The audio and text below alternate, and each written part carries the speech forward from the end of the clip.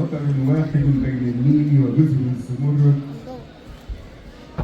مصر واندونيسيا ليستا خطين على خريطة، بل روحان تعانقتا في ممرات الزمن الطويل، حيث يصافح النيل أمواج المحيط وتصغي الجزر لنبض القاهرة.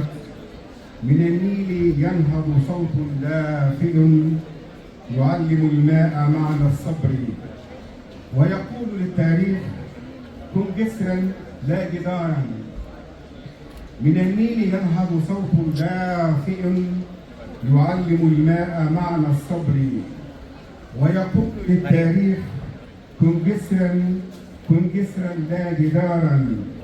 ومن المحيط تتناثر جزر كسبحة من ضوء، كل حبة قلب،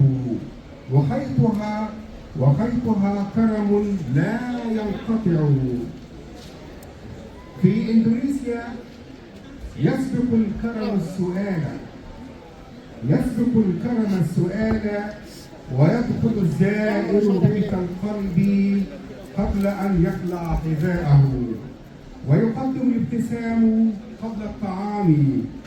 وفي مصر تفتح المعرفة أبوابها، لا تسأل عن الاسم بل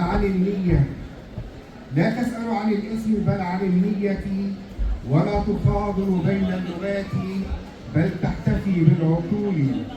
في الأزهر الشريف تتجاور اللغات كالنجوم، ويصير الاختلاف ثراء، ويتعلم الدين أن يكون نورا لا صياحا، وأن يبتسم فيضيء. جاء الطلاب من جزر المطر يحملون أسئلة القلب، فوجدوا صدرا واسعا وعلما يهذب العقل، فعادوا ومعهم نبرة الاعتدال وحكمة الوسطية. هكذا تملي مصر وإندونيسيا قصيدتهما، لا بحبر السياسة وحده بل بكرم الإنسان وصفاء الروح وحكمة العلم. وتبقى العلاقة كلما مر الزمن أكثر نضجا وأبقى أثرا.